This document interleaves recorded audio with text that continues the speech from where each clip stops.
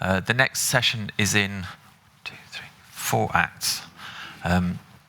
I will shortly invite the speakers in sequence, and I'll do the kind of comparing bit.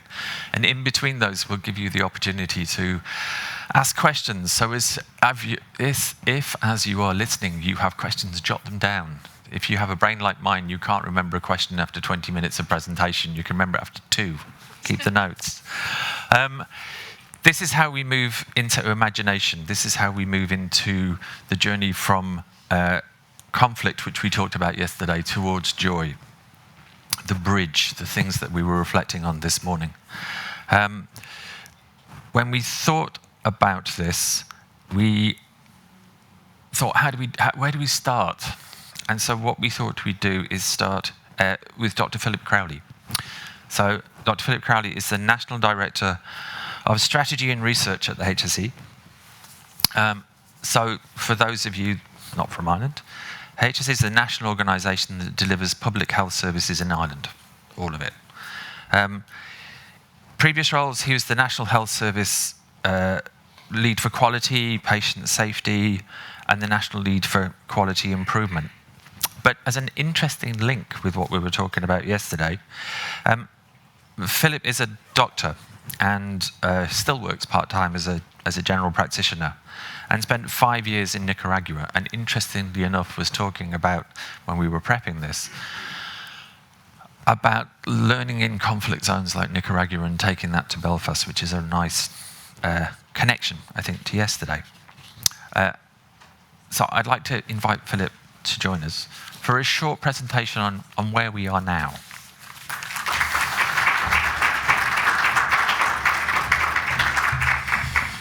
Thank you very much, Dominic. It's a very hard act to follow there, I have to say. I've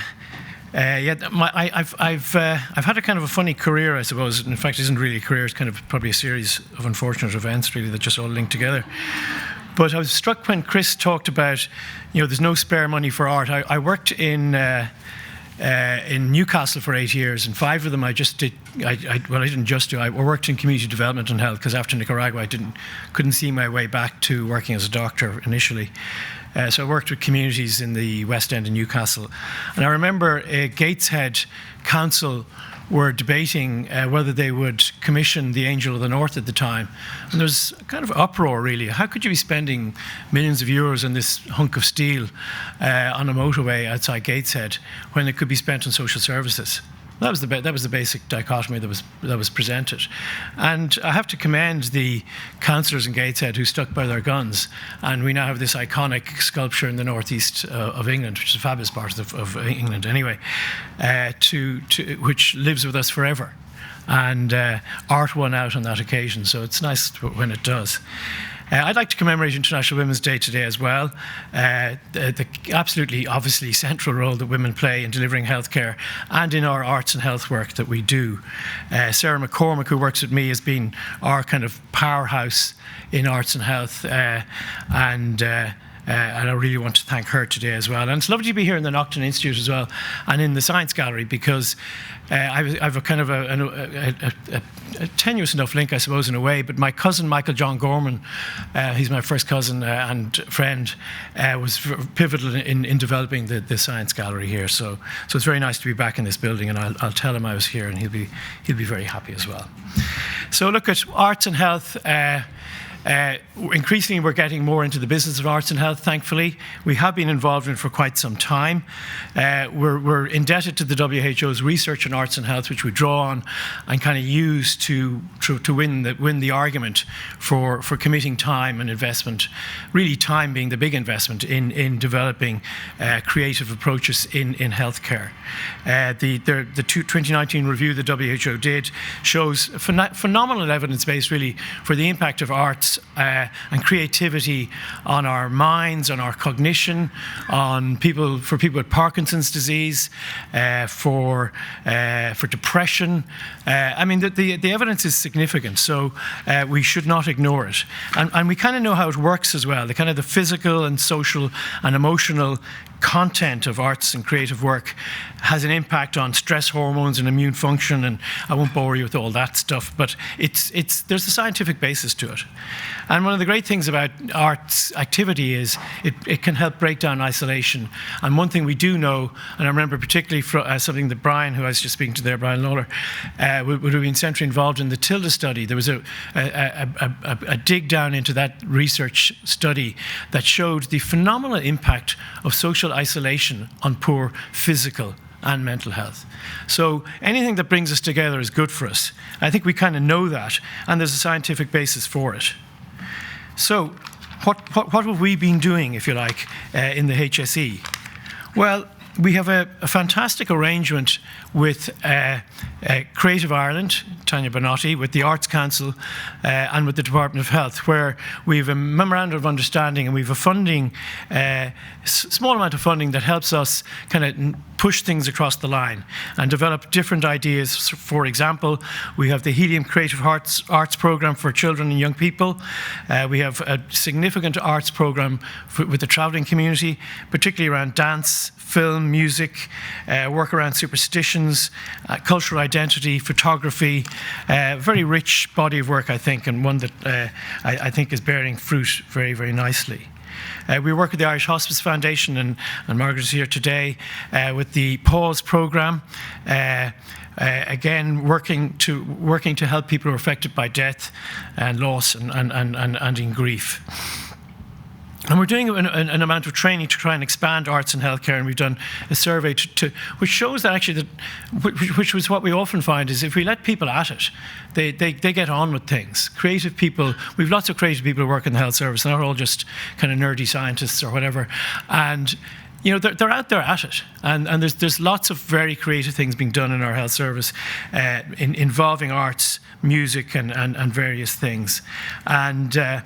Recently, we had a symposium in June 2022, The Art of Being Healthy and Well, and the Ministers for Arts and Culture and the Minister for Health both participated in the session together. So I think that's kind of a sign of that things are going in the right direction, maybe. We're building a new children's hospital, and I should declare an interest in that I'm interested in it anyway. But equally, I guess my wife is the clinical director for the development of it, so I kind of know a bit about how they've been going about it more than I would normally. And they really have been trying to build arts into that and into the satellite centres, and I've been to some of the satellite centres.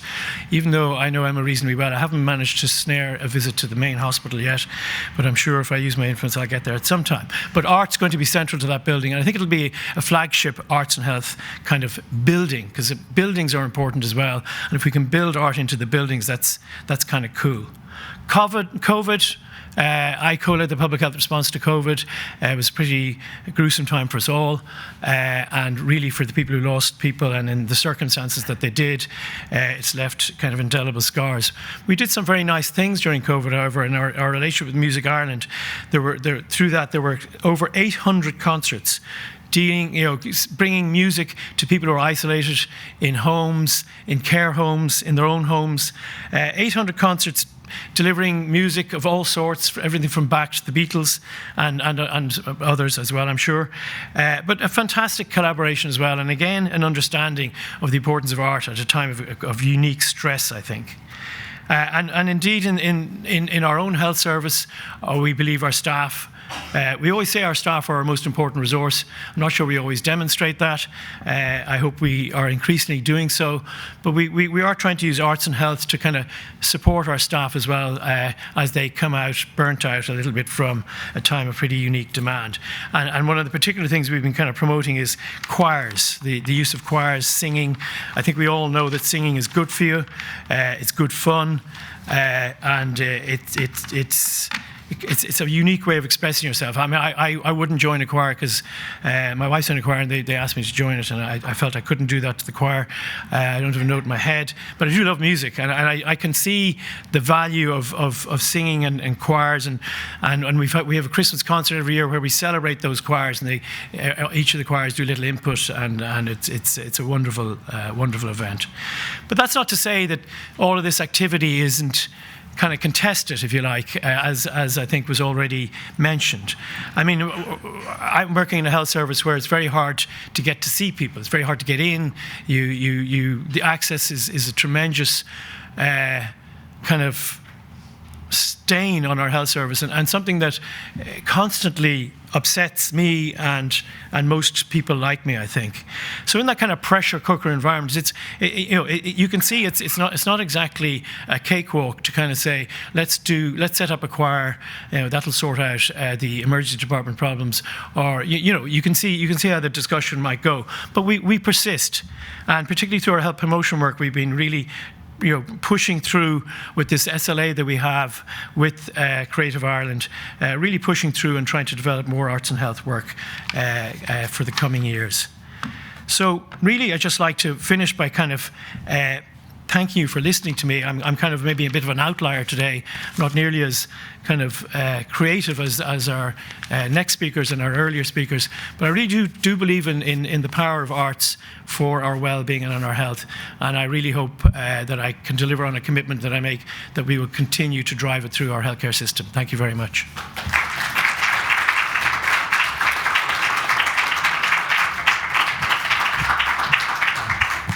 Thank you. So that's a good, fantastic summary of where we are, of the intersection between the HSE organisations like Creative Ireland. Tanya Bonotti of Creative Ireland will be talking tomorrow afternoon in the closing session with Chris Bailey, of the landscape that into which imagination can make different kinds of health system, different kinds of health ecology. But it's really difficult to conceive how that might work. Which brings me, in a neat DJ-type manner, to my next speaker. I never knew when I was going to draw on the DJ skills, or actually the skills I got as a dresser on Starlight Express, which I just could use with Chris to get his mic off. So just learn everything. Learning is good. James Thompson is someone I learn from a lot. So James is Professor of Applied and Social Theatre at the University of Manchester. He was the first Vice President for Social Responsibility until 2019. And he has done some extraordinary things in thinking about areas of arts and care. So he was the founding director of the TIP Centre and founder of an organisation called In Place of War, which traded theatre, socially engaged arts in conflict and humanitarian disaster conflicts. But more recently, which is what we asked him to talk about today, he's been thinking, reflecting and writing about humanitarian performance, about care aesthetics, and about the relationship between art and care. And I'd like to invite James Thompson to the stage.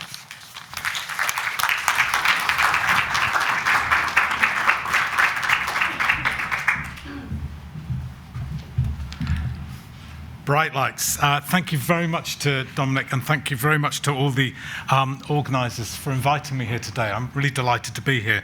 And like our previous speaker, I just want to acknowledge that it's International Women's Day and acknowledge the amazing women, particularly in my personal life, my two daughters, who've just, as I was sat there, sent the family WhatsApp various images about International Women's Day. So I was just having to very quickly put love hearts down my WhatsApp messages before I was coming on today. My talk today, I'm going to talk about care, and I'm going to talk about the idea that care practices, that is the way we look after each other, the way we look out for each other, the idea that these care practices have an aesthetics, a certain artfulness, and then I'm going to explore what the significance of that particular claim might be. Just in terms of the structure of my talk, I'll do a little bit about my background. How did I come to this point? I'm going to talk about a poem. I'm going to talk a little bit about theories of care and theories of aesthetics, not too much. And then I want to give some examples from the arts, examples from health and social care, and then also some examples from everyday life. Before I do that, I want to give a little bit, you've got a snippet from Dominic about my background. I am an academic at the University of Manchester. My original background is as a theatre practitioner. My first area of work was in prisons. I worked nearly the whole of the 1990s developing arts programs in prisons, largely in the UK, but also in Brazil. 15 years after that, from about 2000, I worked in international war zones and places of humanitarian disaster. Particularly, my work was supporting and documenting the work of artists and arts workers in those contexts. And that is the work that led to an organisation called In Place of War that still exists today. It's interesting that I've heard the word the bridge between yesterday and today mentioned, and I sort of feel that the bridge is an explanation of why I'm here, because I'm not talking yesterday about arts work in conflict zones, but I'm very happy to take questions on that. And I'm talking about where my work has moved to today. And I'm going to explain a little bit about the origins of me doing this transition from working in conflict and war zones to now working on health and social care. And it's a personal story. The last major project I ran in a war zone was working in the eastern part of the Democratic Republic of Congo, working with Congolese artists and Congolese activists, looking at girls' and women's rights in those contexts, particularly the rights of young girls to education, which was severely restricted in a particular area I was working in. And we were developing short plays, interactive plays that toured those regions about issues of girls' rights to education. Very sadly, at the end, that project ended with a massacre of many of my colleagues and workers on that project. One of those workers who wasn't killed in that incident by a very complicated route ended up living with me and my family in Manchester. He was getting recuperation and operations on a bullet injury to his arm and his elbow. So from being a worker and being an artist working in war zones, I ended up living and working and caring for a Congolese colleague of mine in my home. And I had the opportunity and the chance to see at very close hands both the care that myself and my family were giving him, but also the care he received in a local hospital in Manchester. And particularly post-operative, we observed and we were part of the physiotherapy work that he had on his elbow to try and get some new feeling back in his arm. After a few months of seeing this physiotherapy work at close quarters, I was surprised that both my wife and myself referred to it separately as beautiful. I was really interested about why my partner and me said this relationship, there's something about the quality of the care he received was beautiful. Now, myself coming from the arts, I was surprised about this choice of word. Why had we used a word that comes from traditionally aesthetics to describe a caring relationship?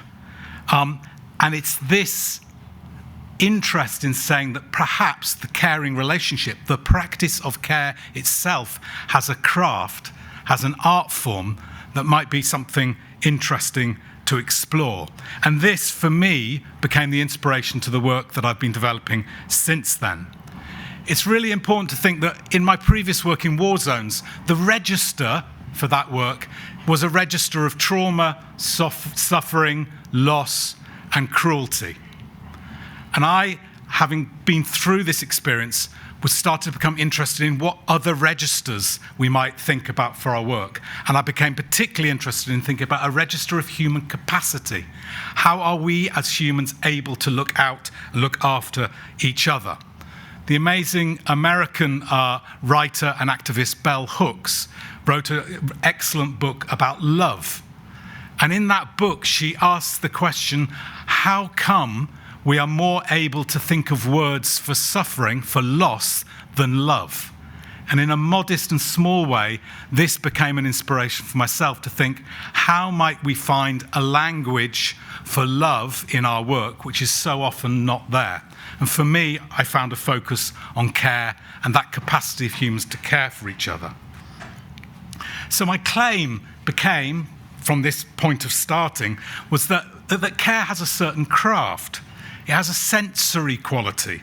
It's embodied. It has a set of movements and actions. It has a rhythm and a style.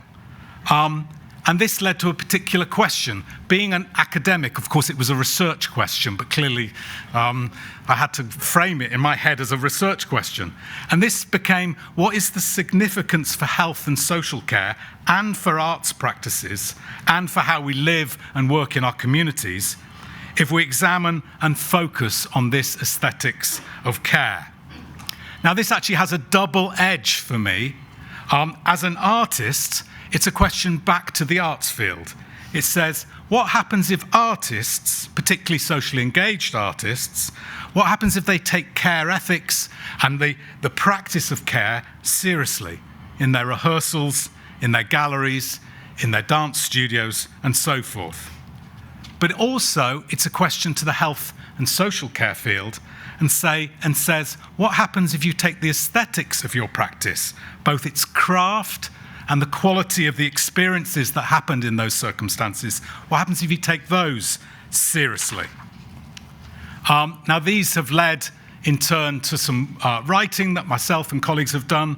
We have a new research project on care aesthetics in Manchester, and we've just opened something called the Care Lab in Manchester at the Whitworth Art Gallery, and I can answer questions about those in a second. But to explain a little more about care aesthetics, I want to use a poem. And this is a poem by a writer and poet called Roger Robinson. Roger Robinson wrote a collection of poems called A Portable Paradise in 2019. It was published in 2019. And it won the UK's T.S. Eliot Prize, which is the sort of most eminent prize for poetry in the UK. It's a fantastic collection. I recommend it to you all. But there's a particular poem in there which I love, and for me is the best poem of this collection. Roger Robinson is a Trinidadian British poet, and the poetry collection is largely about the Black British experience. It's an extraordinary blast against some of the iniquities and racism we find back in the UK.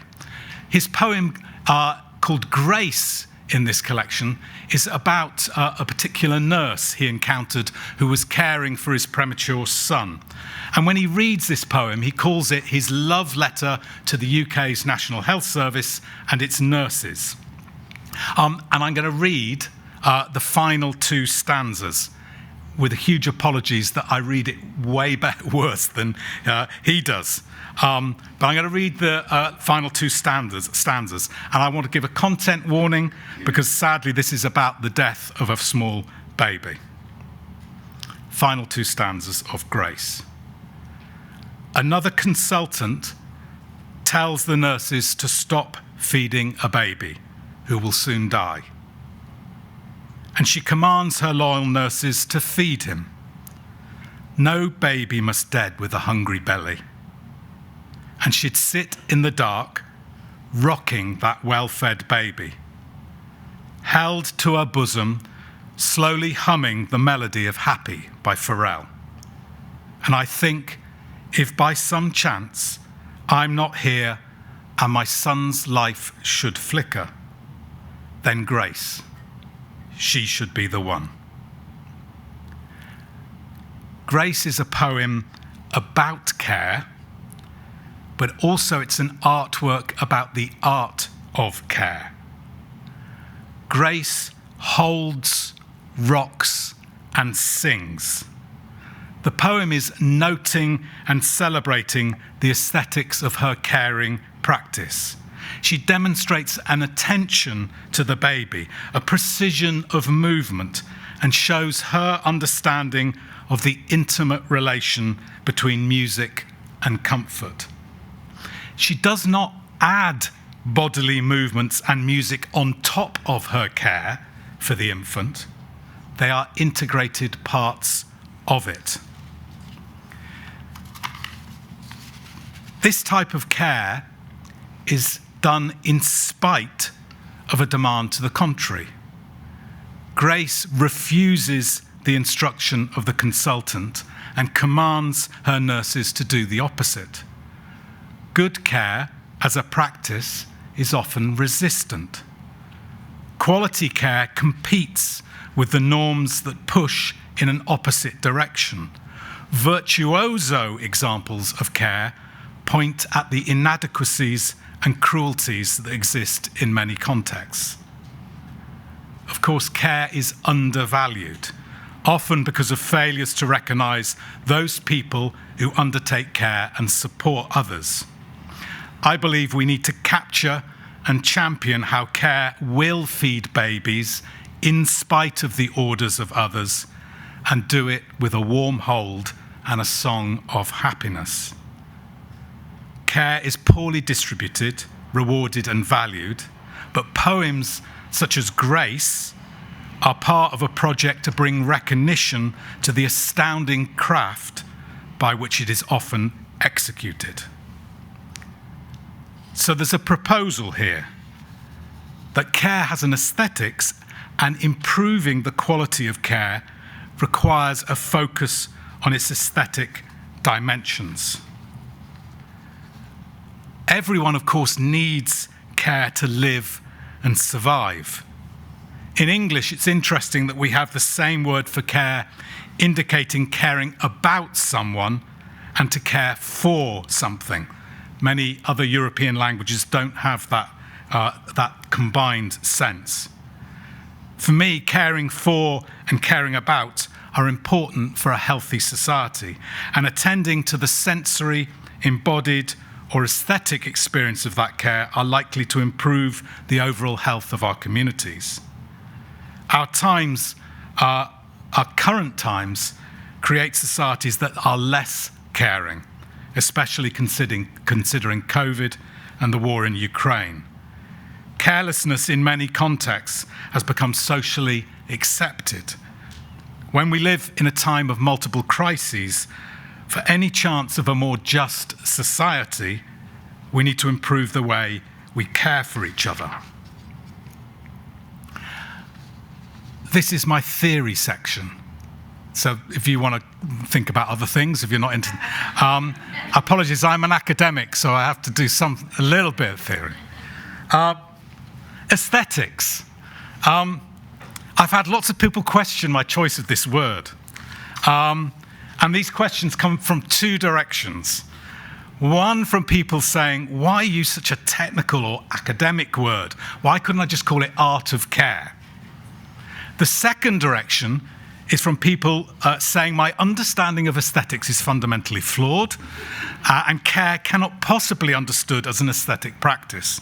Now, clearly, I'm happy to take questions on either of these points. But my first response to the first point is that once you say art of care, you tend to focus on an individual artist.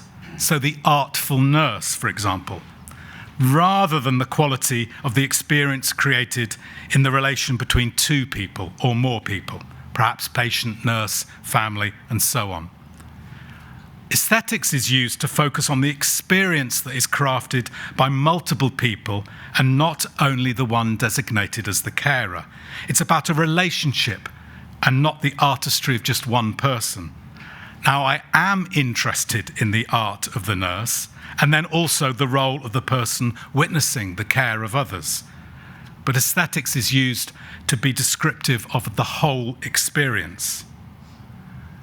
My answer to the second query about I've got my understanding of aesthetics wrong is that aesthetics is in fact not only a concept related to art practices, but it actually connects to practices of everyday life. It draws on the original Greek word, which was aesthesis, which refers to sensory experience or perception. It's the idea of our full sensory life, rather than the limited understanding of aesthetics as things we can see or contemplate. I'm interested in the sensory, embodied, tactile, crafted relations of care, and my claim is that the word aesthetics captures these. My use of the word care draws on the amazing field of feminist care ethics, the idea that care is part of what it means to be human. And it's one particularity of the human experience is that we all need care. I'm not going to summarize this whole field, but importantly, care ethics has a focus on practice, care as an activity, as something you do.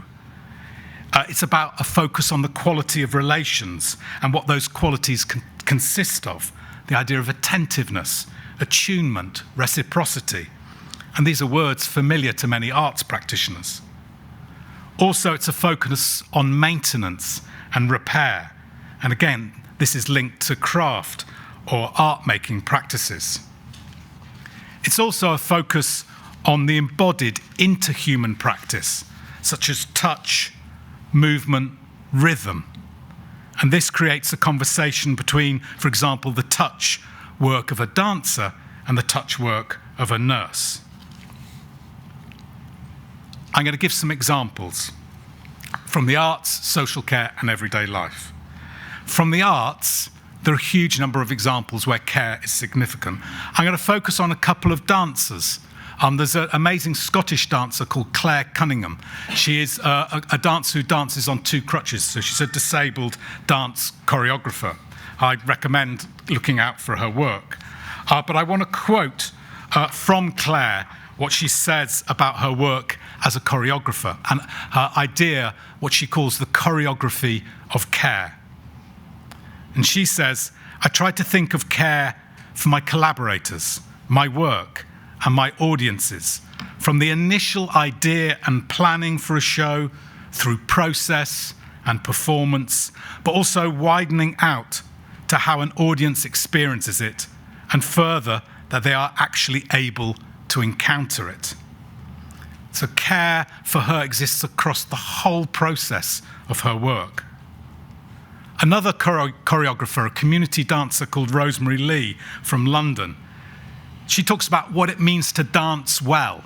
And she says, in order to dance well and in order to rehearse well, dancers need to have a balance of acceptance, of leading and following, of letting go of control, of being in control, or of being just a partner. Just to pick someone up, just to dance with someone, you've got to kind of understand how they're feeling at that moment. There's an ability to connect with people non-verbally and be empathetic that's really attuned in a dancer. My argument is that the best art practices complete care in the doing of them.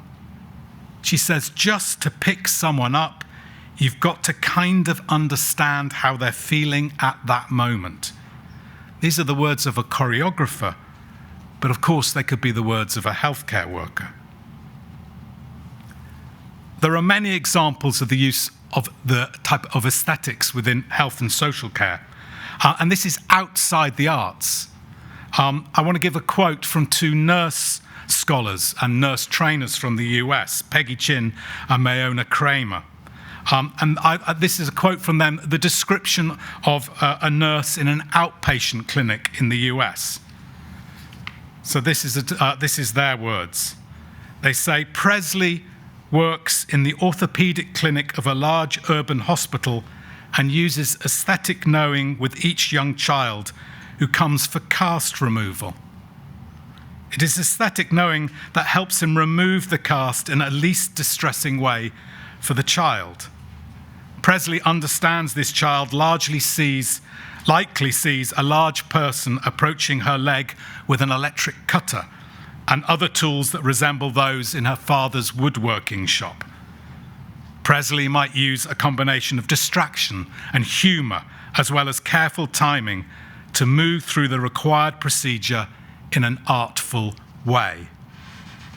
The phrase aesthetic knowing comes from the nursing literature of the 1970s, from a woman writer called Barbara Carper. But the point is that aesthetic framing for this care exists already within nursing practices. And humour, distraction, timing, and careful movement are all part of it. So my point, I suppose my argument, is that attention to the aesthetics of this care makes it a better experience for the young girl. I want to end with a focus on everyday life. Care aesthetics in everyday life is about those moments of community practice where the edge between caretaking and art making is blurred. This was particularly evident during COVID, where in my terms, there was frequently an aesthetics of the care that people took for each other. There was a report on COVID from something called the Third Sector Research Centre at the University of Birmingham, and they were discussing the health and economic impacts of the virus. But at the end of the report, they also say something else seems to be happening. And they reported, in their words, unprecedented levels of informal, often neighbour-to-neighbour mutual aid. Now, I would argue that something else is where everyday care aesthetics was most evident. It included cooking or baking for neighbours, shopping and delivering for isolated or shielding people, making signs for windows for creative walks for children, or making home-sewed protective equipment for health professionals. These are everyday care aesthetics because rather than a perfunctory effort of providing basic support, there were multiple accounts of the special effort people put into the sensory quality of these acts. One example came in 2020 from a friend of mine who set up a network of sewers to create scrubs for healthcare workers. They were largely machinists from an area in North Manchester, where they had traditionally worked in the different clothes factories, and now their skills gained recognition and were valued for the contribution to the safety of carers. Again, it was not merely the sewing of protective gear and getting it to the staff, but the attention and care with which those garments were made. Their craft of care became a means to reach out and connect to people who, of course, should have had adequate PPE as part of their employment. Care aesthetics tracks how the execution of a creative act of care is often done with more than the basic required.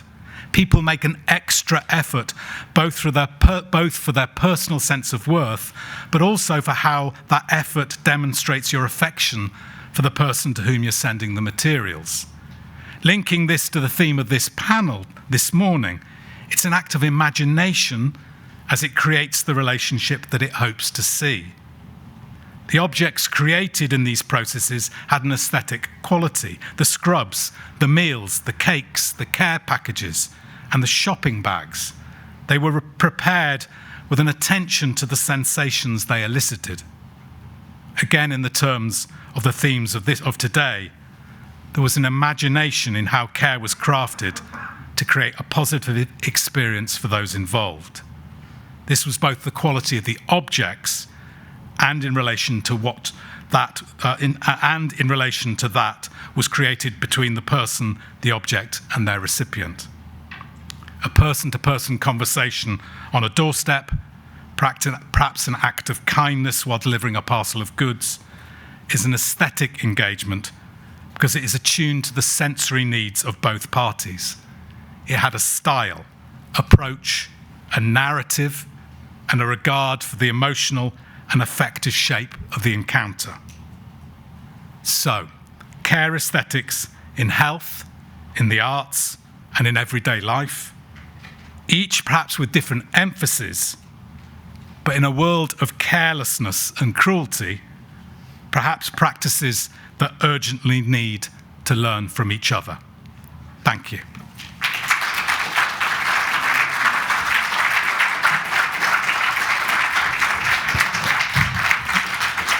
Thank you, firstly. That's fantastic. Right. Thank you very much for helping us open up this morning and open up a whole landscape. Up there somewhere in the bright lights, I think there's somebody running around with a microphone. There is a microphone, but nobody running around. Gillian, could you do me a favour? Thanks. Oh, thank you very much. Collaboration is a necessary part of all of this, and without the people up there, we'd be just miming. So please, I'm just going to open it straight up. Is that okay? We'll take a couple of questions. Yeah. Thank you so much for an amazing presentation. Ian Robertson, I'm up here way in the corner behind the lights.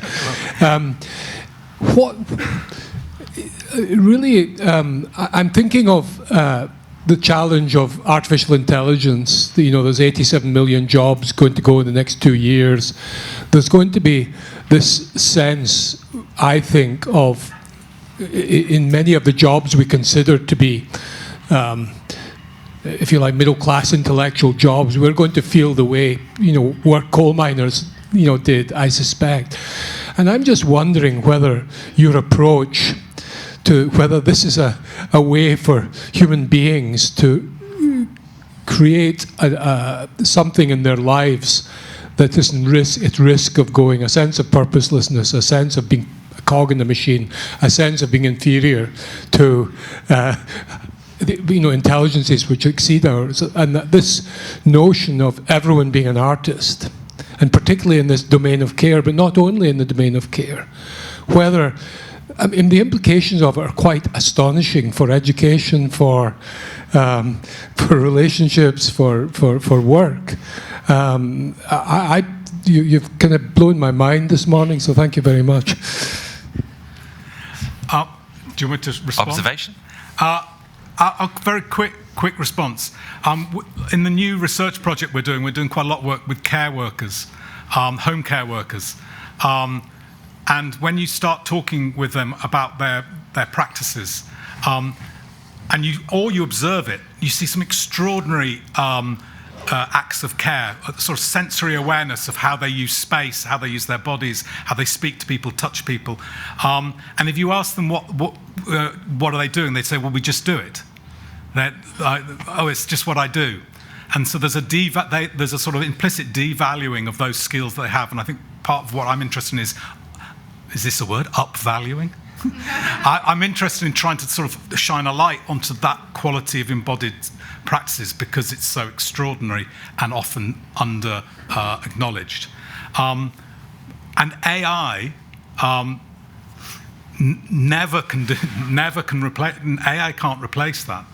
I have a biologist friend of mine who's just done a class who introduced AI to his class and distributed some essays about the behavior of birds produced by AI.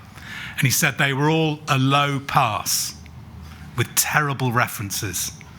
And AI can only do the bare pass. So, I mean, if you want to, you go and use the AI and see what the outcomes are. It's bare, it lacks creativity, it lacks that human quality. However, it's good pastiche. Beyond good pastiche, with a question over that side. Hello, my name is Barbara Ann Harkin from the Irish Museum of Modern Art. We're in the process of expanding our work around creative health and well-being at the moment, and you mentioned the Care Lab at the Whitworth. I'm a great admirer of the Whitworth, and I'd love to hear you maybe expand on that a little bit if you might. Thank you. Thanks ever so much.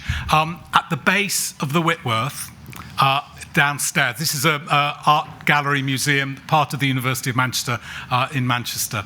They have something called the Collections Care Centre, where they do the repair and maintenance of their collections. And when you talk to them about the way they care and for their collections, they speak about it in this most beautiful way. They talk about the tactile response from objects. They talk about the beauty of the work they're doing. And they have volunteers, often older volunteers, working on the repair of their objects. And we're working with them to create, so they have an object care part of the collection care, and we've created a people care section, which is where the Care Lab is situated. But of course, the relationship between object care and people care is completely interrelated. If we saw the film last night, the relationship between people caring for objects they were working with and people was often simultaneous.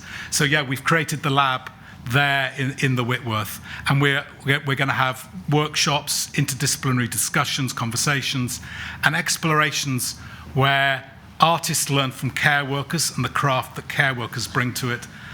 Care workers might learn from artists, and people sort of develop practically together.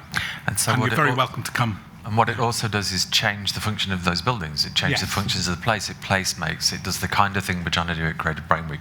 I'm going to take one more question. I know there's now lots, which is how the brain works, but we can carry the conversations out in the break. There's a question at the back. Can I take that one? Hi, Chidera Chukwujeku from Intercultural Youth Scotland. Firstly, really interesting presentation. Thank you so much for that. My question... Very, very back on the right-hand side. Should I stand so you see me? I'm up here. To you. Literally under the... Hello. My question is, if we're looking at reimagining a care sector based on aesthetics at the core needs like intentional and curatorial practice, which we know is time-consuming in a utility-driven sector, which works largely under pressure. So my question really is about how are we going to embed this idea of curatorial, intentional care and kind of change the way the sector sees it, so it's not like based around utility objectives and kind of getting as many people the best outcome you can in that time. You put your finger exactly on the nub of the problem. So often the most extraordinary care practices that we've witnessed in some of the projects we're working on at the moment are ones that play with time in a very different way from what opportunities are given. The original story I gave of my colleague from the Congo, he was actually cared for in a private hospital in Manchester. It's a hospital that gave all its services for free, and there was no time constraint on the work of the physiotherapist that was working with him. So actually, and this is my admission of guilt here, the starting example I offered you was from one that didn't have the typical time constraints of health care settings.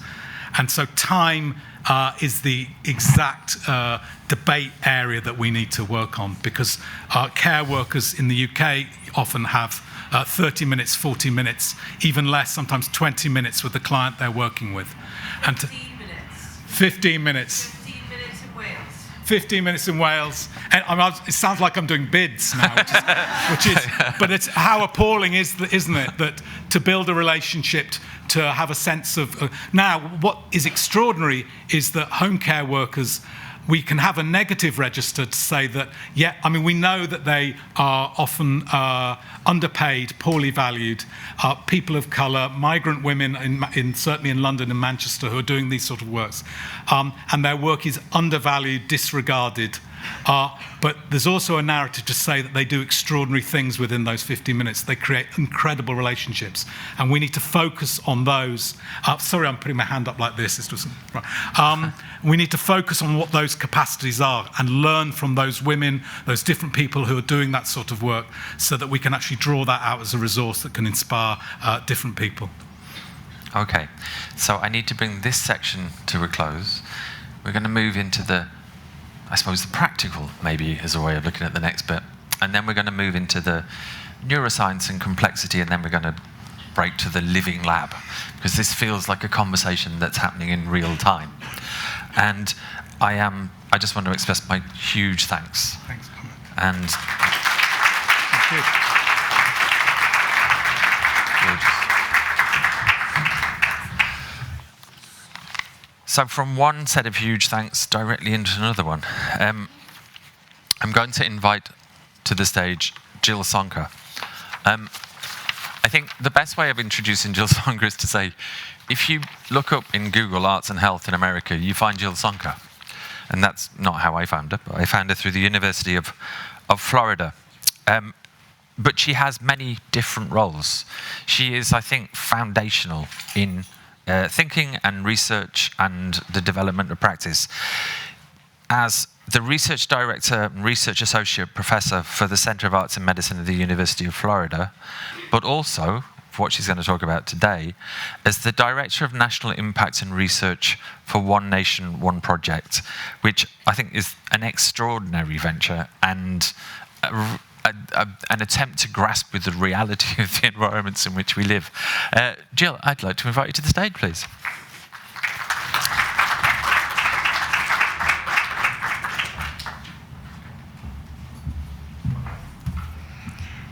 Thank you, Dominic, for that very generous introduction. I'm thrilled to be here. I want to thank the organizers. This has been already an incredibly, excuse me, inspiring week, and I'm loving these presentations. I'm going to talk with you about a project called One Nation, One Project. But I want to give you a little bit of background information before I launch into describing this amazing initiative. As Dominic said, I serve as research director in the Center for Arts and Medicine at the University of Florida. I live in New York, the land of the Lenape-Hoking people.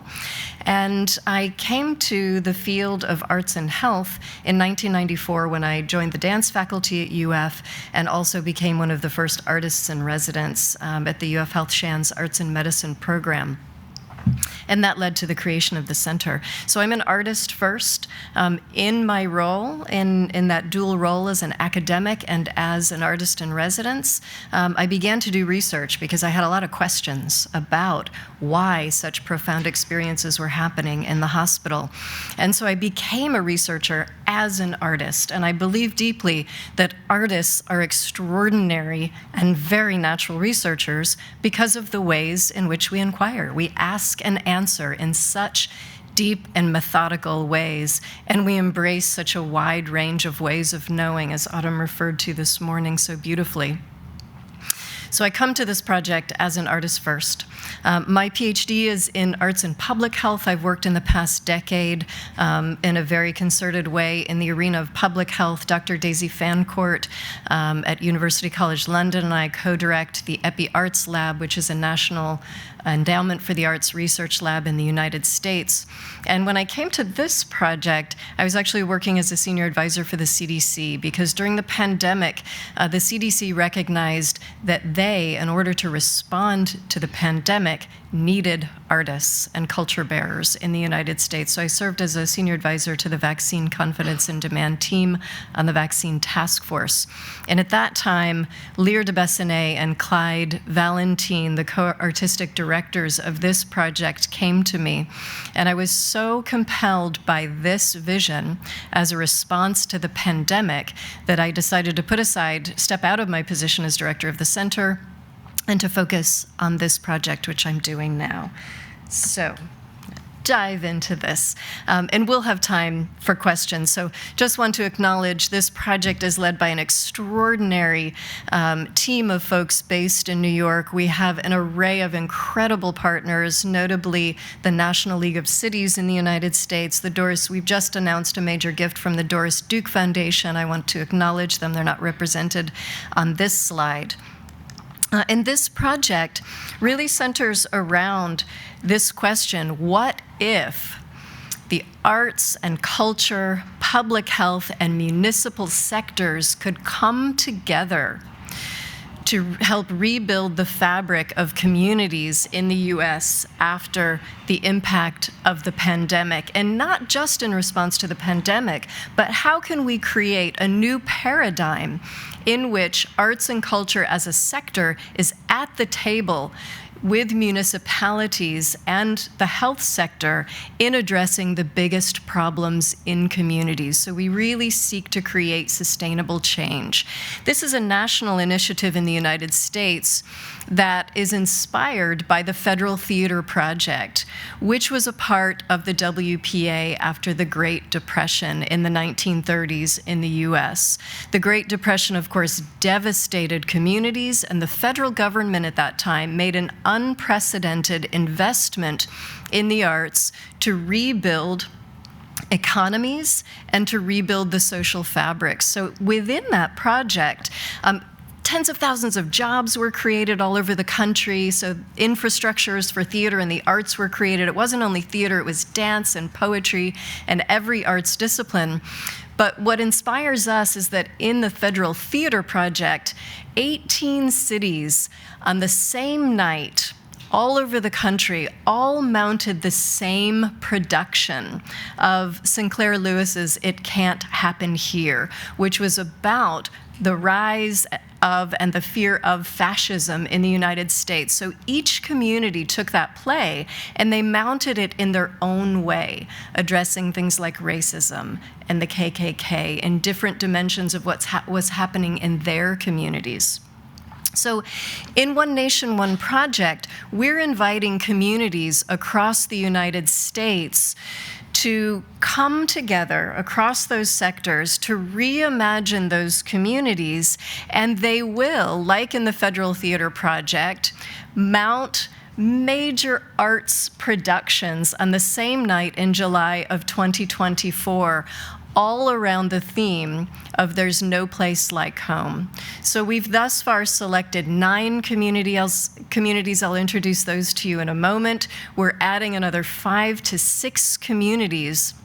And those communities will each reflect on that theme through a year-long process of participatory art making that will culminate in some sort of great production or festival or spectacle in July of 2024, creating a united national narrative that reflects the uniquenesses of each of those communities.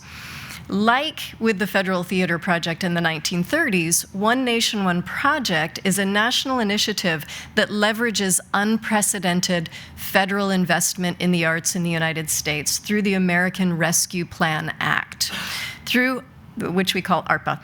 Through that act, every city and county in the United States got a whole lot of money. And to date, only 68% of those funds have even been budgeted, and about not quite half have been spent. So these communities have an unprecedented amount of money to invest in the rebuilding of their communities. So this project works to center arts and culture, I shouldn't say center, to bring arts and culture very centrally into the dialogue about how communities can rebuild after the pandemic. So again, same day in July of 2024, all of these communities will mount these productions. There's one other really important dimension of One Nation, One Project, and that's what we call as shorthand, arts desks. The National League of Cities and the National Association of Community Health Centers are partners in this initiative. And the director of a really big network of community health centers early in the development of this project talked about this vision of an arts desk. At community health centers, of which there are 14,000 in the United States, there are components that address social determinants of health, like transportation desks and housing desks. And so there's a vision for arts desks in which artists will come into these community health centers, perhaps working as artists in residence. Social prescribing might be implemented. Co-location of arts and health services might be implemented so that these health centers can provide access to the arts for their patients as a way of enhancing health, right? So while communities are creating these major participatory arts undertakings to manifest in July of 2024 in a very visible way, they're also building these deep infrastructures that connect their arts and health sectors so that all of the available arts and cultural resources in communities can be brought to bear in a regular, visible, and widely understood way as health resources. So these are our 9 communities. As you can see so far, they're on the eastern half of the United States. We're about to announce programs or cities on the western half of the United States, including off of the continental grid of the United States. And these communities are so different. They range from the city of Chicago, one of our major cities, to very small communities like Utica, Mississippi, where there are 900 residents, in Elaine, Arkansas, where there are 650 residents who are all descendants of the 1919 massacre, in which over 1,000 Black people were killed. So from very small communities dealing with very critical issues like lack of water and lack of fresh food, to major cities that are trying to deal with issues like youth mental health, suicide, and gun violence. So each of these cities is focusing on a different set of issues and are creating the kind of cross-sector collaboration that we believe can be a game changer in these communities. So we have a whole set of intended outcomes. Excuse me for turning around because I can't read them on the small screen ahead of me. But we are looking at how arts and cultural engagement increased through these arts projects and through the arts desk's idea. Oh, thank you for making that bigger. Can increase physical and mental health.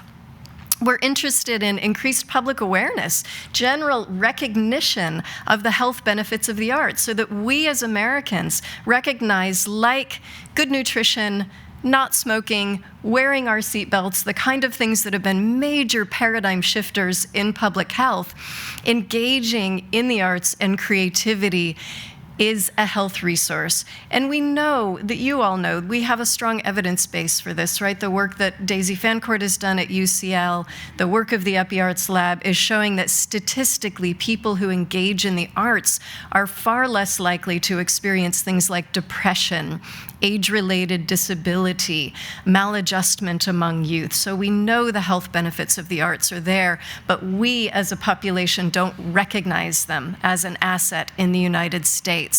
We're looking to build social bonds. I'm gonna finish today by talking about our research agenda, which is all about looking at how arts participation can drive social cohesion as a mechanism for increasing well-being and health.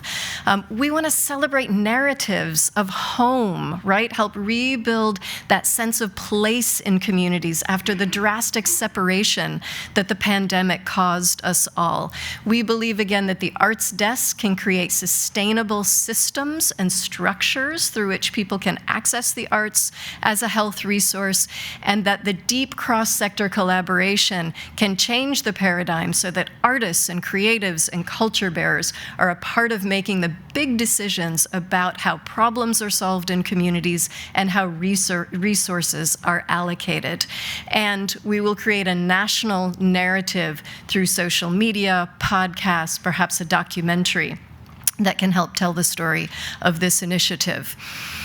So research is a big part. When I heard about this project, when I was spending my time in the CDC, I was so compelled by it that I decided I needed to step in. Lear and Clyde came to me asking for a recommendation for a researcher, and I said, I actually want to do this. So I've been really honored and excited to be a part of this process. And it builds on work that we had done. We in the Center for Arts and Medicine were partners with a national consortium of folks, amazing folks, the Robert Wood Johnson Foundation and Kresge and the National Endowment for the Arts, Policy Link, Metris Arts, and other partners who worked over 3 years to create a theory of change that we call we-making. You can find it online. And in that theory of change, we suggest that arts participation can drive social cohesion, which in turn can enhance equitable community well-being. So in One Nation, One Project, we're seeking to test that theory of change, and our primary question is how can arts participation influence social cohesion and well-being in communities? So we keep at the forefront a very strong set of values and intentions. And those values and intentions are grounded in who our research is for. It's first and foremost for our communities, right? This is very much, again, picking up on Autumn's theme. At the forefront is a determination that we can be a part of shifting that extractive research paradigm that's so persistent in the United States and beyond, even in community-based participatory research. So we keep the intention of our communities benefiting from research at the forefront. We want to be a part of that, driving that shift. We also recognize that we have some accountability to ourselves for the time that we're investing and to our partners and our funders. This is a $10 million project, so we have a lot of investment in it. And we recognize that there could be benefit to our fields. We could, hopefully, we will create a model that can be built on elsewhere, and we again hope that we can drive the general recognition among the general health that the arts and creativity are available health resources in our communities and in our own homes. So in this work, In short, we have a very detailed epistemology that drives this project. And in short, we believe in the complexity of the social world. This is social research. We believe in the sense that people make of their own lived experiences, and we believe deeply in the co-creation of knowledge and change by community members and researchers, with community members at the forefront. So we're really committed to our actions as researchers being a part of advancing equity in communities. We're deeply committed to inclusion, to a broad range of inclusion in our research work, and in multicultural validity. So making sure that our research recognizes the differences and the commonalities across cultures. We're deeply committed to local ownership of data and findings, and I'm going to talk with you about how we're doing that, and in building local capacity and power in research.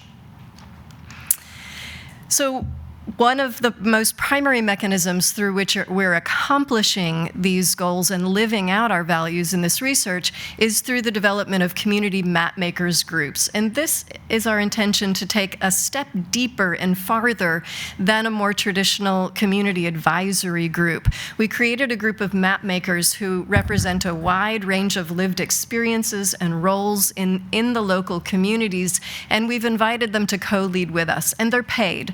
Every map maker is paid. They get childcare, food, they get a budget that they can use in any way that they would like to make their work possible and to advance their work. And we invite them to lead and inform and guide everything that we're doing, including what we consider information or knowledge, how we collect it, and how it comes back to the communities.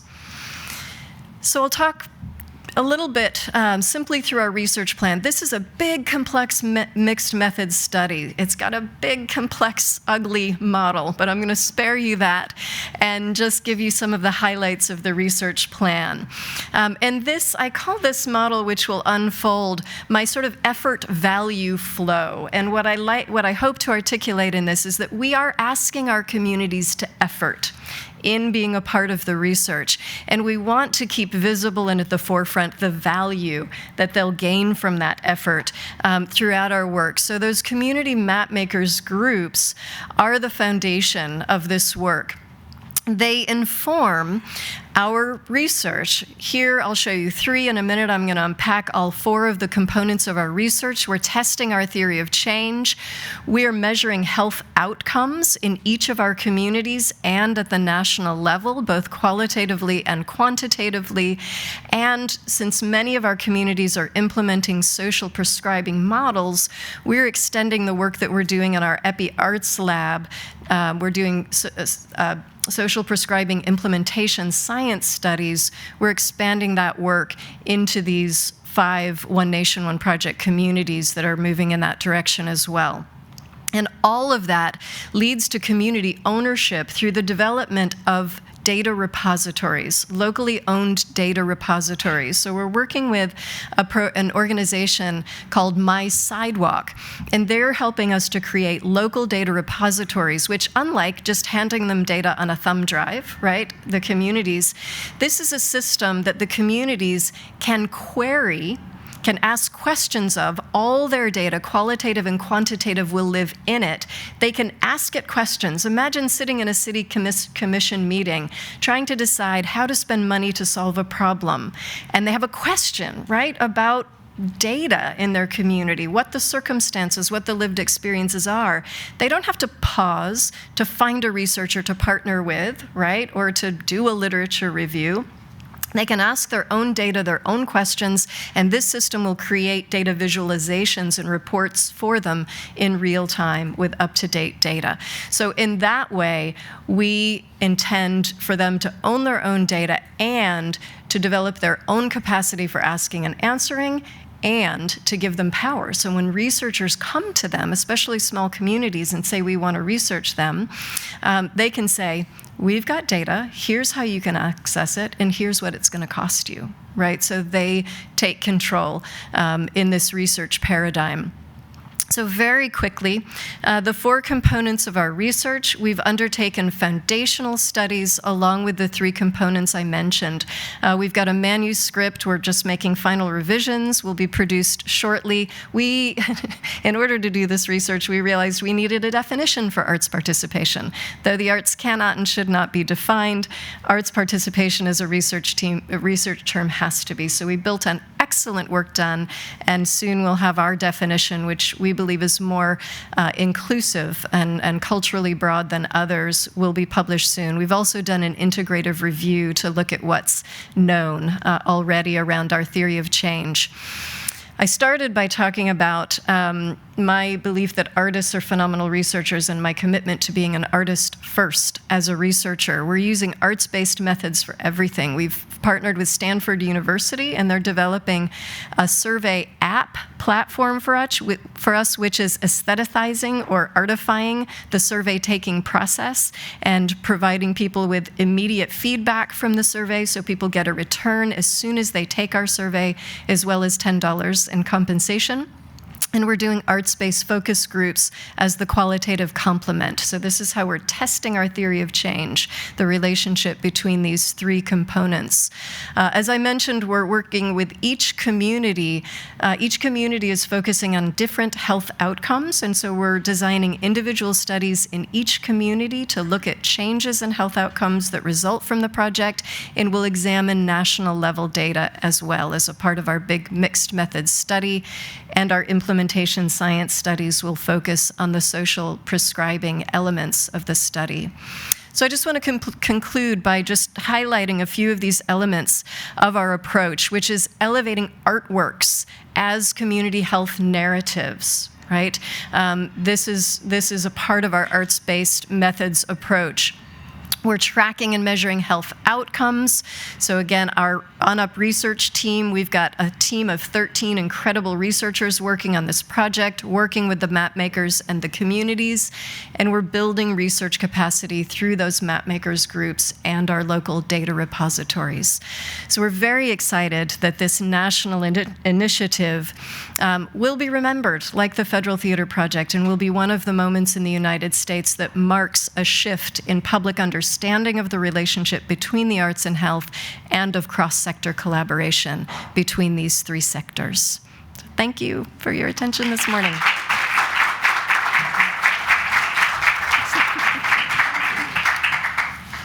Told you it was going to be an interesting morning. I'm going to ask Jill to stay there for a second. I'm going to ask the 2 people with the mics to find the mics. But can I ask you to do this? Can I ask you to do that? Yeah. Can I ask you then to do that on your knees, maybe?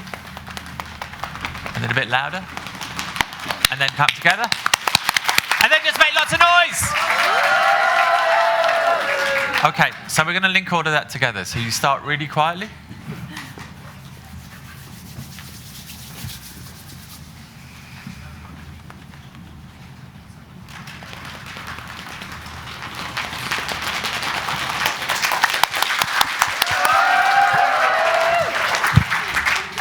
Day when I use all of my skills from costume. So we have questions. We have a question up at the back on the right-hand side.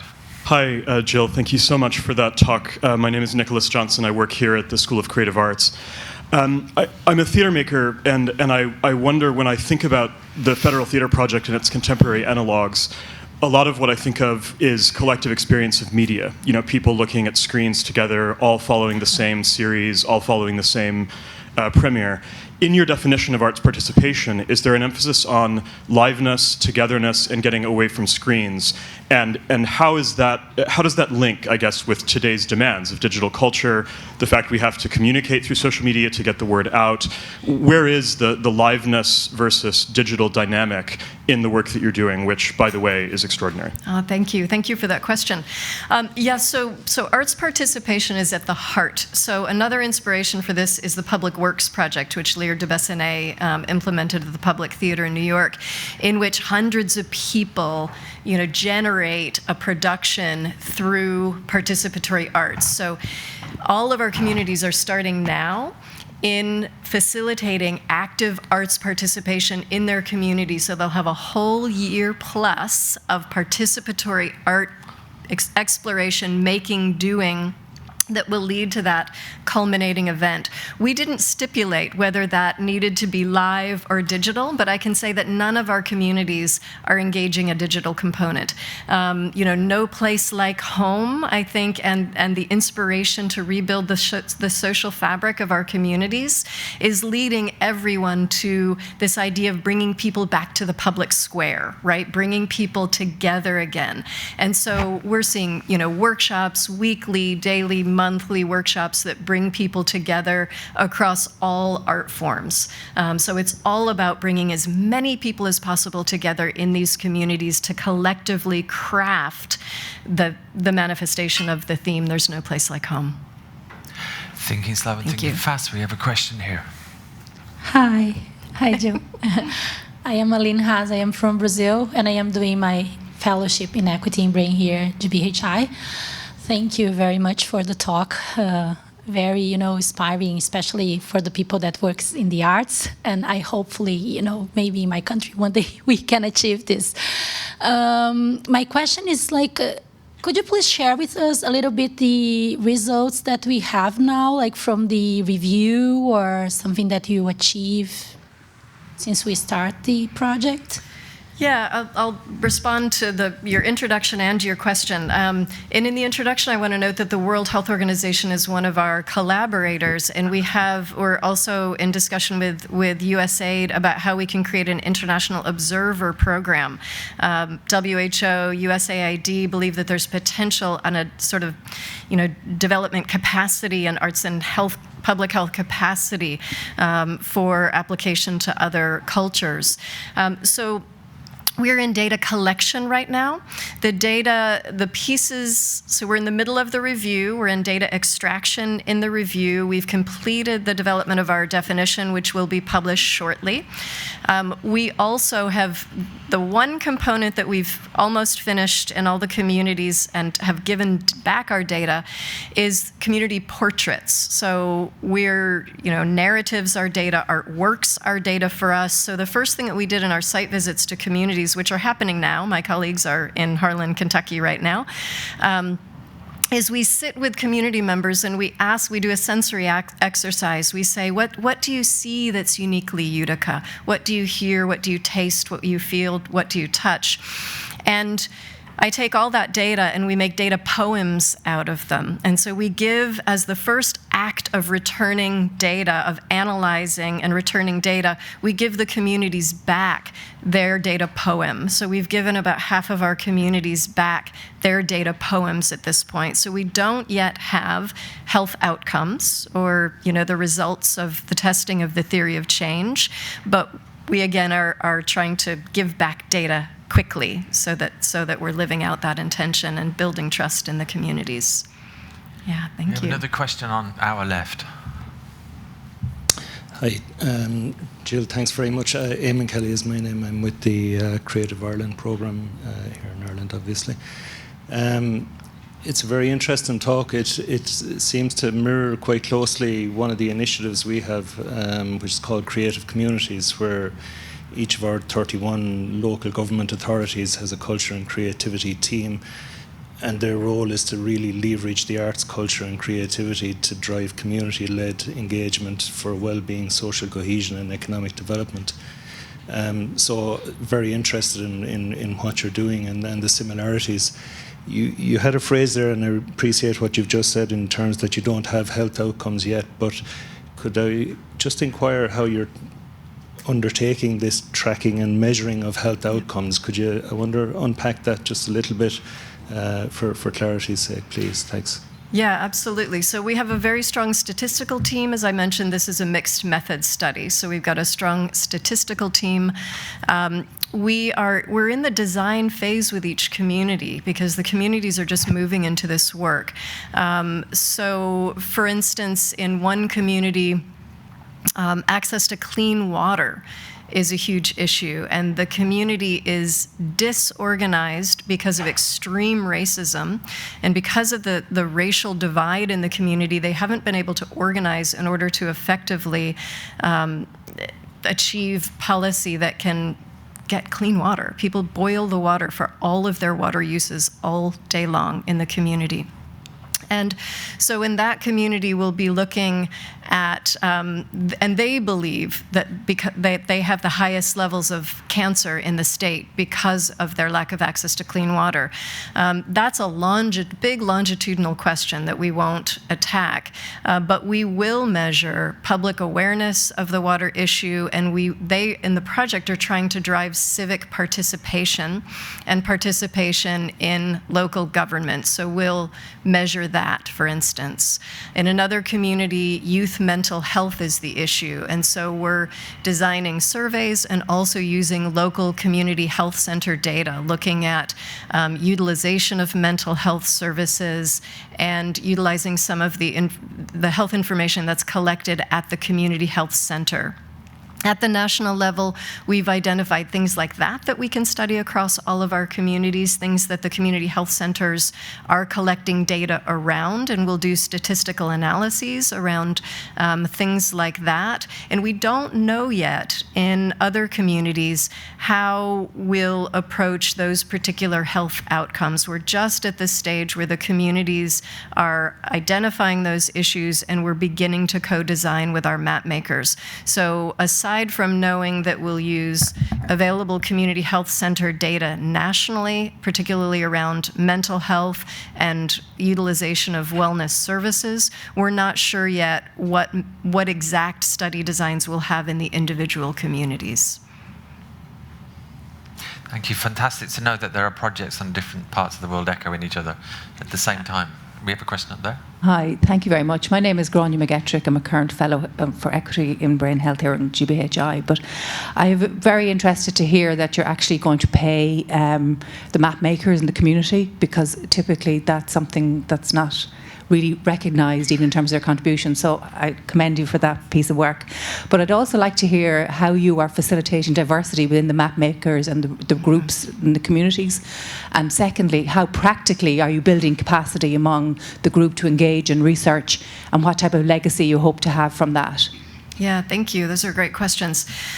So diversity is, again, we have on our ONUP team, we have, my lab is called the National Research and Impact Lab, and within the members of those labs, there's a map makers liaison. So one of our research staff is a member of that map makers group, and so they're there to help with the formation of the group. So we created a document that the communities have that suggests all the kinds of representation, roles, demographics, all of that we would like to see on the map makers groups, and provided guidance for how they might reach those folks and invite those folks. And we're just working with each community. We've got one community now, we just had a meeting yesterday, we realized the map makers group they put together is not adequately representative, so we're going back to that community and saying, let's go deeper, let's go broader. So it's just community to community, making sure that those groups are formed in a truly representative way. And the funding really does help. Each group had a $20,000 budget for the first year and $10,000 beyond that. And then we provide additional funding for compensation for every person who takes a survey or participates in a focus group. So we're really lucky to have that, the ability to have that level of investment. Remind me of the second part of your question quickly. Capacity. How are you practically building capacity among the community to engage in research, and what the legacy will be around that? Yeah, thank you very much. So we are providing trainings. We've got some general trainings. I did a training last week on facilitating focus groups. I'll do a training in the next couple of weeks. In some of the survey collection methods, communities are choosing to have a person on the street approach, someone who, is there to invite. So we're doing a training next week of folks who would like, community members who would like to, and again, they're paid to be in that role. And we have a technical assistance program. So these 9 communities work as a cohort. They come together for big meetings all together, and every week we have office hours, which is technical assistance with different areas of focus. So sometimes we talk about surveying, sometimes we talk about nuances of rural and urban communities. And each mapmakers group is able to say to us, here's where we need training, here's where we need support and capacity building. And so that, again, that training, that capability, we hope to be a part of the legacy so that those folks and others they grandfather in will really have strong legs to stand on again as they want to ask their own questions and as researchers come, so that the sort of cursory advisory thing can hopefully, they can demand that look and act differently in the future. So I know there are more questions out there, but I'm going to jump on because I have to. Hang on, before you leave, there are so many questions I have, that you have. There are questions about mediation, there are questions about a national narrative, there are so many things. But firstly, I'd like to thank you for bringing this project and stimulating this room. Thank you for your care. Thank you.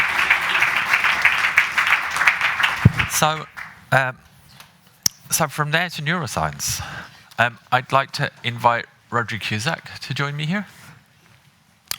And Alejandro, Lopes, Valdes, and as they make their way to the stage. So what we're going to do with this section is make it conversational. I was a dresser, I was a creative producer, I have never been a neuroscientist. And so this is not my strong area. But I think that's the interesting. So this is the expertise in the room. But I invited both these gentlemen to join at this stage because we wanted to open up some complexity and some understanding and to build kind of broader knowledge. Okay? Let's do the simple stuff. Can I invite you, please? Would you introduce yourselves and what you do? That's probably the easiest way. And Rhodri, would you go first because you're nearest? Okay. Thank you. So my name is Rhodri Cusack. So my group here in Dublin, we're studying the development of brain function in babies through the first year. This is quite a difficult thing to do because it's hard to the behavioral repertoire is quite primitive and it's hard to know what's going on. So we're using neuroimaging to look at what's happening. We're getting the babies to do things. We're actually getting them to stay awake in the machine. They watch things like movies or pictures, and we're seeing how what brain systems they engage. So this is, what we're starting to learn from this is quite a surprising amount of engagement. That traditionally we've thought of babies, things like the frontal lobes, which in adults we know is sort of something that was engaged when we're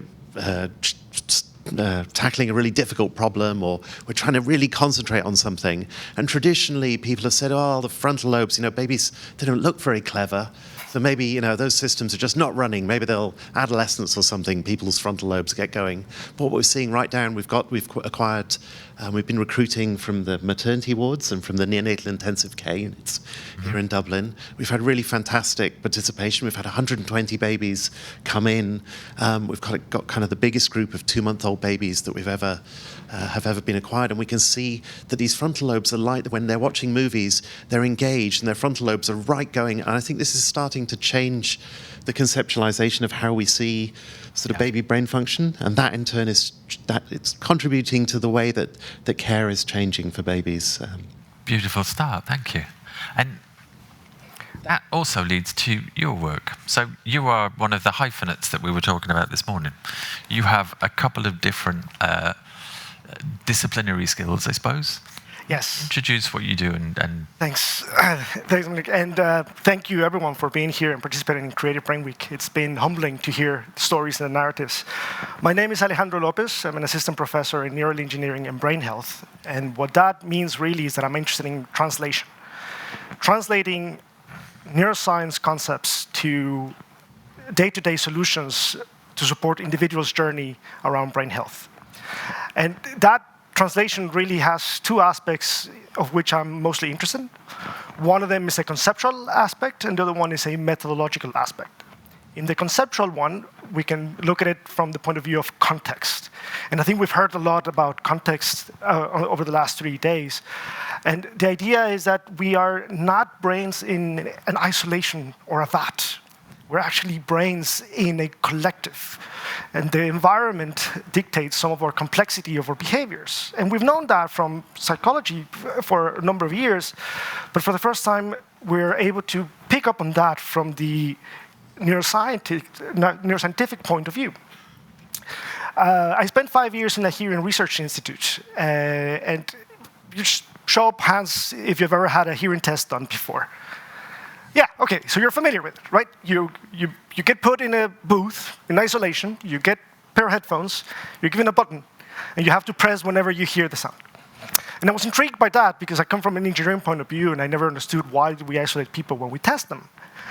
And the audiologist very kindly explained to me, he said, well, there are too many distractors out there, and if we let people just roll with it, we don't really measure exactly what their hearing capacity is. Yeah. Okay, that's interesting. So we use that to fit devices for the best potential hearing outcome, and then we send them out to the world where there's all these distractors that we didn't account for, and we expect this to work. So that really changed my understanding of how we should be looking at things in terms of our social interactions. And here I have the opportunity to look at that, to be able to put people, look at how their brain interactions happen at the same time. That brings me to the methodological concept or aspect of things, and that is to really do this in real time, we avail of tools like electroencephalography. If you saw yesterday's film, you would have seen a snippet of time there, a little cameo from David Lochry putting electrodes on someone, and this is where I brought my little bag here with goodies. So traditionally, this is how that would look like, right? So this is great because it allows us to capture brain signals from all parts and do a lot of statistical things with it and create insights of the brain. But we have this very long cable that tethers us or tethers our participants to an amplifier in the wall, which means they can't do much. So it brings me back to the hearing test analogy. We're isolating people from their reality. So I'm just going to set Bob here and bring Anna out, because we have technology that's evolving, that is advancing. And now we have more wireless, more portable devices that allow us to not only move about, but also put people simultaneously in the same room and see how they interact together. Now, my job as an engineer is to leave Anne here, to think about how that could actually work in the outside world. And hopefully, at some point, perhaps we'll have devices that are just as slick as earbuds, and that you can wear and go about your day, and we can get insights about how your brain is not behaving, perhaps, but interacting with other people's brains. Now, the challenge there is the translation aspect from the heaps of information that we have from Bob to Anne to this. Everything has a dropout rate, and we need to understand that. So translating neuroscience to neural engineering is not only about copy-pasting, but really understanding the fundamentals of what's happening and then trying to find the best way to apply that in the real world. That's in a nutshell. Wow. Beautiful introduction. Thank you. Very good. So let's try and put them two together, and then I'll gradually step out if I can. So as quickly as possible. You hear the nervousness in my voice, do you? So you're using similar tools, but you're dealing with months-old changes. You're dealing with rapid changes as infants grow. And how do you measure? How do you observe? How does that work?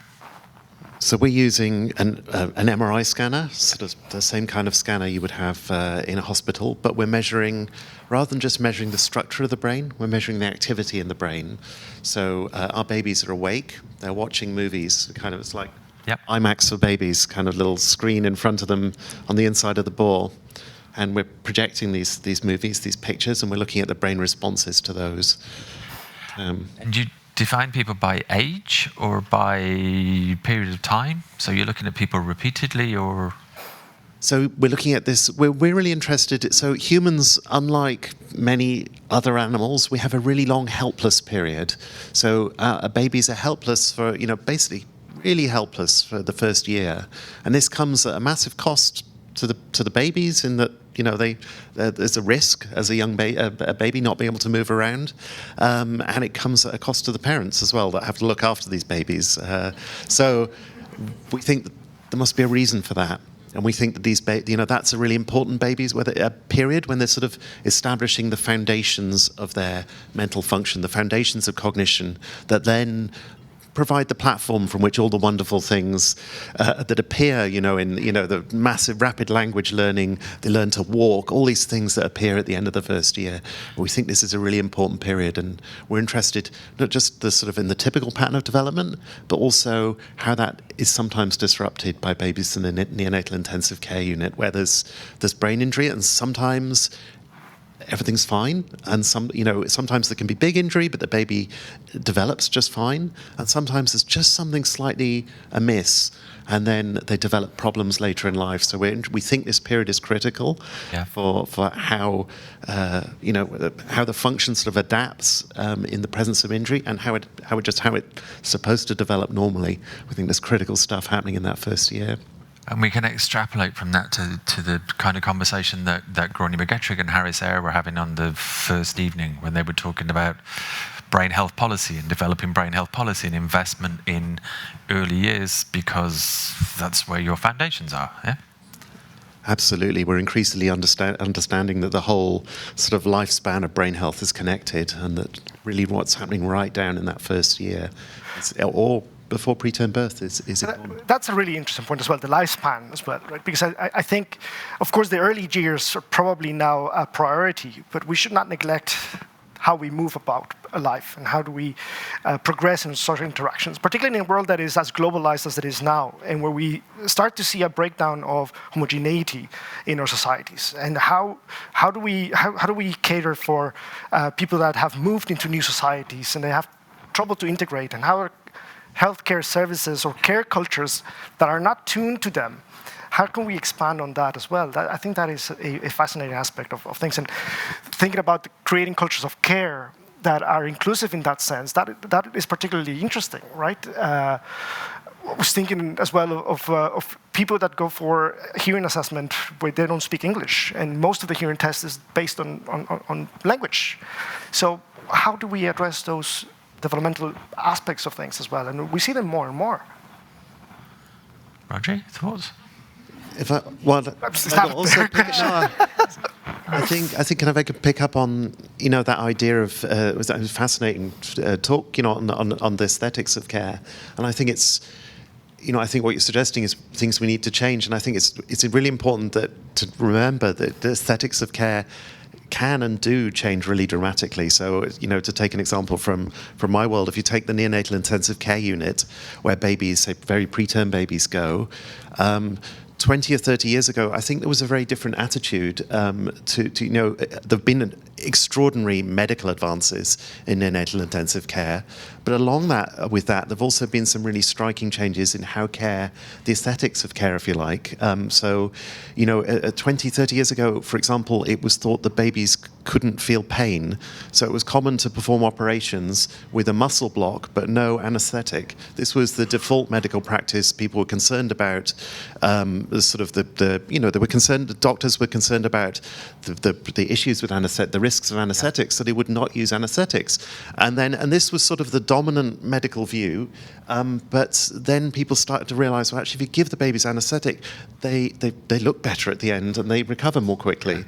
So, the culture has changed there, and then, they used to be very sort of sterile places, they used to be very noisy places, but now sort of the parents, for example, are involved. You've got things like kangaroo care, skin-to-skin contact. You've got the parents being involved in the nursing process itself.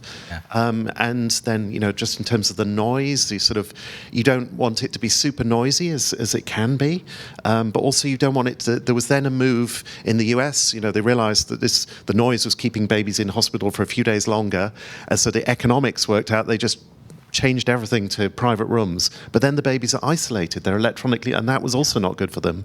So we need all of these things. We just need to think in a much sort of richer way about what kind of environment we want to be creating in that medical circumstance. That's not just the medicine that's important, but it echoes Jill's piece about by, with, and for. Really, in a way, you're learning from the early infant. The system that builds around that is directed by their need, or the what the science teaches you, or what you can interpret from them.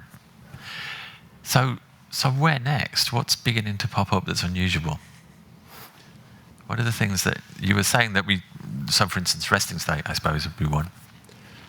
I mean, I think we need to really understand more about. I mean, it's a really exciting time for sort of the science of. And I mean, neuroscience in general, I think, is a really exciting time that we've got all these wonderful tools for measuring the brain, and we've got sort of both practical tools and theoretical tools for just how to think about this. And, so for example, my colleague Lorena Nachi is working on using how neuroscience can help us understand whether infants are conscious or not, and, at what stage does consciousness appear. And there's still a big debate about that. And these sorts of things just help us sort of get in, empathize, understand what matters and what doesn't matter, and what we should be. And Lorena's work is a great example because she also studied locked-in syndrome. And you might tell me a little bit more about how that worked. She was looking at tennis imagination? Sure, yeah. So in patients with disorders of consciousness, so they're in persistent vegetative state, so where they cannot make any, they go through sleep-wake cycles, but they can't make any responses. And there was a question of, are these people aware of anything around them? And so by putting them in an MRI scanner and giving them tasks to do, like imagine you're walking around your house or playing tennis, and then we can see the signatures, we found that the patients could respond on command, do these things, and we could see from the pattern of brain activity that they were doing these mental activities. And so that told us that, yeah. And then the pattern of brain activity gives you a route into creating a yes-no basis for language. It's so people can communicate.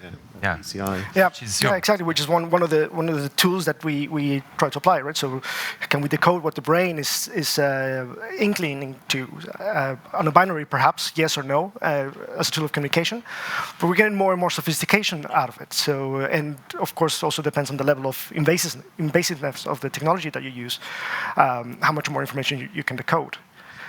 You mentioned something about environment, and I'd like to go back to that because it's also something that Jill mentioned, and cohesion and environment. Do we know when development of group activity starts to happen? So when do babies actually start to care that other babies are around or not? And I say that because one of the things that I'm interested in at the moment is on brain synchronization. So how do teams that are doing something together, how do the brain patterns synchronize in some way? And I do that by looking at their EEG, but I'm interested on at what point do babies start to react to that? There must be having an empathic link with their parents very early, but what about the rest of the world? I mean, just on the brain synchronization has been, I forget, I'm afraid off the top of my head, I don't know the exact age. I think it's around a year. They're doing sort of mother-baby, simultaneous mother-baby, caregiver-baby recording. Yep. And you can see the synchronization between the two as they interact with each other. So that's been done, I think it's around a year. I don't think it's gone younger than that, but it would be a fascinating thing to do.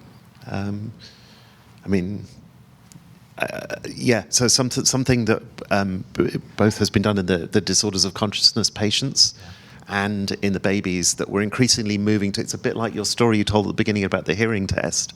That we used to, neuroscientists, psychologists used to use very simple sort of test brain functions in very simple ways, tasks with counting the shapes or remembering the stars or whatever.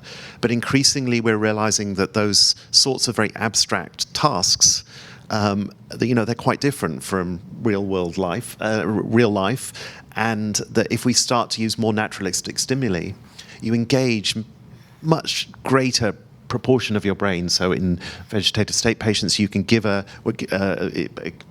again, Professor Nachi's work, she would show them movies, and then you could see all this rich engagement of different brain systems. And that's what we're doing with the babies at the moment. I mentioned at the beginning, presenting real-world stimuli, and it just engages the brain. Movies are designed to. What Hollywood is great at is, engaging in so many different ways. And this stimulation is movement at 9, or this stimulation is movement of impulses, or it's physical in the brain. Yeah. I think the ecological validity is something that is more and more ingrained in research now, more than before. It poses that problem that, you don't have that much control over what you're seeing, but maybe there is information in that chaos of confounds as well. So depending, of course, of what your aim is, it's important. I actually have a funny story regarding that, because this is where you get creative about your testing paradigms and your experiments. And I was playing board games with a friend of mine in Denmark, and she brought out a game. And it was a card sorting game, and she read the rules, and she said, this game, we're going to play the game, but we are not allowed to talk to each other. So we're going to sort these cards from 1 to 100, but the rules of the game are we don't talk to each other, we don't see each other, we just look at the cards and we just drop them as we see. I was like, this is like mind reading, and yeah, the game is called The Mind. But then as I started playing it, I was like, this is very interesting, because after a couple of rounds, her and I were in synchrony, and we were able to play that game. I was thinking, this is a perfect paradigm for EEG studies. Because there's no talking, there's no moving, there's not looking, all you have to do is just put the card on the ground. And that's the first experiment that I've been running here in Trinity since I started. And it's going well, I have to tell you. So if you ever want to try it, just get in touch. We're actually doing some data collection at the moment. But it really is that taking advantage of what is out there in the real world, what people can relate to in terms of their day-to-day activities, and use that as your paradigms, because you get a lot more engagement, you get more rich nuanced data out of it, and as long as you're trying to understand the individual and not how the perception of the individual is being processed, then you should be okay with the confounds. Rhodri, did you thought? I agree completely. I'm a real fan of moving towards more naturalistic things, and it does come, from a scientific point of view.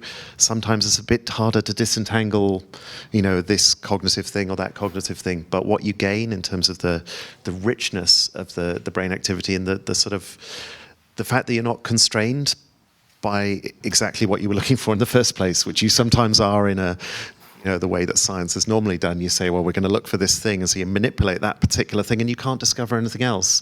Whereas with the naturalistic paradigms, you can, you get the brain activity as which is kind of as close as we can get to, watching a movie while you're lying in an MRI scanner, for example, is as close as we can get to sort of real world activity. So that's really what matters. And lying in an MRI scanner looks like the future, but it sounds like that train.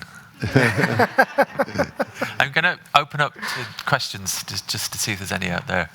There's all sorts of experience and intelligence in the room. There's a couple. The people with mics are running around somewhere. It's Alison down the front, I think. Hi, thank you so much for sharing what you've shared. That's just exactly what I've been dreaming about hearing for so long, is that connection between what's happening in the room and maybe what we're kind of connecting to in our brains, and trying to find a sense in both to tell those stories, to raise awareness amongst the public about how incredible our brains are. So thank you. I'm so excited by what you're doing. I just wondered for Rhodri, just for now, you're kind of connecting to the visual aspect of babies. I wonder if you have started thinking about the other senses, sensory experiences of young babies in terms of smell and touch and taste, and what's happening in the brain in those very early years. That's a fascinating. Thank you for your kind comments. And I mean, that's a fascinating question. It's quite hard to do in that this whole field is just really getting going. There's a handful of studies have been done worldwide looking at the brain activity of awake babies. We haven't done any work ourselves on touch and smell, but there is some really interesting work from King's College London where they're just a proof of principle there's one where they're looking at touch motor. They have a sort of little robot in the scanner that touches the baby's arm and look at the brain responses to that.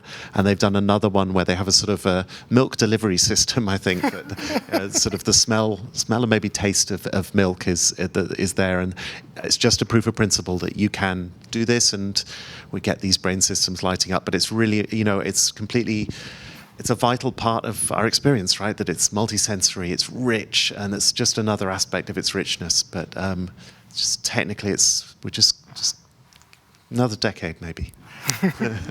We'll get there. Down the front, I think. What I love about this conversation is it creates the sense of wonderment. Hi, I'm Lungi I'm a fellow with Decano, Atlantic Fellow for Health Equity in South Africa. And I'm very much interested in, I think, Rhodri's baby research. Years ago, there was, I think there was research in South Africa done where the critiques were that, I think it was not teenage, I think adolescent. The dolls they were given, the children in schools, the dolls were given were, because I come from a very racial economy country, the dolls were all white Barbie dolls. And that then translated to, we had to have a transition from that, because this was pre-94. So then the transition were that the intervention was we start creating our own arts, where the art talks to, introduces the child to what is actually in their community as instead of what, you know, they should rather dream of being instead of being introduced to whiteness, basically. So now my question to you is, are you guys conscious of what is it that you're showing children as early as the child you're saying is still young? Are you conscious of those movies and those Pictionaries and everything, and what are they doing to the child at that very early age? That's a really great question and a really important. I think there's a whole. Do you know? I once went to of all the places, a conference on vision science, and there was a talk about Barbie dolls, not from the racial perspective, but all other perspectives of Barbie dolls. I think their waistline is 28% thinner than the average hospitalized anorexic. It was really quite striking. Of all the places to hear quite a radical, it was quite striking. In terms of our particular movies, we only have 6 minutes of movies. I think there's reasonable diversity in the particular movies we're showing, so I doubt it would have much of a formative experience, but it's really important, and I think something we are just started. The proof of principle of sort of understanding how differences in the early visual experience can change how your visual representations are. Not in the context of race, but in terms of other things that you've seen or not seen, and it does have an effect on how the system organises itself. So the tools maybe would be there to look at those sorts of things. It's a great question in terms of how do we do care in the way that we do research. Yeah. In the fundamentals. There's a fundamental aspect of ethics that is not only about consent to research, it's about your impact in your research, and to extrapolate from your current point of view to 10 years down the line and see what the effect of this is going to be. And I think that is a little bit of short-sightedness that has been in the past, that maybe now it's more ingrained in as research toolkits, definitely. And as people become their own researchers, Rhodri. Yeah, if I could just digress a little bit. I mean, there's some on that line. It's International Women's Day today. I think it's neuroscientists need to. I mean, medicine in general has in some ways been quite biased. So, for example, I think the most common example is the symptoms of cardiac arrest, which, the textbook description of cardiac arrest is for a man having a cardiac arrest, and it turns out that the symptoms actually differ between the sexes. If you don't know, have a look it up, and learn the symptoms, and it turns out that cardiac arrest is less frequently diagnosed in women than in men. In neuroscience, we've had the same issue that obviously most drugs are initially tested in animal models. It's the initial proof of principle. And it turns out that in mice models, predominantly male mice have been used throughout the history of research. So that whole drug development process has been biased to finding particular solutions for male animals, and so there's a couple of projects going on at the Institute of Neuroscience that are trying to address that. We've got some nice work from Claire Kelly and Andrew Harkin, two colleagues who are looking at depression, which is 50% more prevalent in females, but the drugs have primarily been tested in male animals, and so they are doing MRI on looking at the effects of the drugs in a balanced in males and females, and looking comparing the differences. Then Lorena Nacci again is doing a project looking at APOE4, which is one of the risk factors for dementia. And again, she's finding that her group is finding that the lifestyle. The modifiable lifestyle factors have different effects in men and women. So these are sorts of things where we can start to, we need to make neuroscience equitable so that... And there'll be... Say yes. It's rare you get that reaction at a time. There you go. And those questions, those complexities will come up as we go through this afternoon, through a series of really case studies and people wrestling in real time with those questions and responses and ways of asking questions. I'm going to take one more question from the audience. Thank you. Then I'm going to roll up. Sonia Bishop, psychology and neuroscience here. I was thinking about how we can bring your research together and in the context of the themes from yesterday. And so where we were talking about displaced populations and thinking about, given we understand healthy, like the amazing work you're doing in 2-month-olds, and then we also know how much impact there is of initial adversity on child development. But most of that work is done looking at children later on and saying, well, what adversity do they have in the first couple of years and how are they functioning at ages 5 or onwards? And I was wondering, will your EEG remote systems potentially combined with Rhodri's methods maybe allow us to go into refugee camps and look at very early baby brain health, and could that perhaps really help us radically understand what's going on in those situations? I think there is a lot of potential for that. And then one of the dreams of portable EEG is that it's going to be able to, first of all, be affordable, so it could be pervasive and simple enough that it can be scalable and could be used in these circumstances. When we think about brain synchronization, for example, it could be a way in which we can identify whether someone is not really in the right environment, or if the environment, or if any changes to the environment can really reflect on changes in behavior. Integration, perhaps, empathic bonds for carers, for example. Those type of elements are really, really important. What we need to understand now, again, is that the brain develops throughout life. So we need to find for these signatures at each particular stage of that. So there's got to be a lot of research and a lot of care to be taken into that, because, like I said at the start, if we just take what we know for granted and go and do a massive study right away, we're setting ourselves for failure. So first we need to understand at that particular brain age, what are we looking for? How can we actually detect that? And then apply the method for sure. So many things running around my head that I have to do at the same time, but I need all the help I can get. A fantastic place to get to, I think, in this session. So when we set this program up, we realized that sitting in a room with new knowledge is fantastic, but being able to talk with people that work within your discipline is equally fantastic, because you can go fast with them. You might go broad with everybody else. So the session after this, the Living Labs, there are 4 things that you can do. You could stay in this room. You can take a deep dive into the neuroscience and aspects of the neuroscience and biological neuroscience and behavioral neuroscience with Alison Canty and with Shamaya El-Drafri today, I think. Outside, literally outside the door, you can explore through the body. You can explore through theatre and drama, through trying to imagine what it's like to step into somebody else's way of behaving. Down there, in the CAF, you can work visually. with Eliza Squibb and Mombo Karanja, and thinking partly about how do we communicate the complexities of this in a visual language that is widely accessible.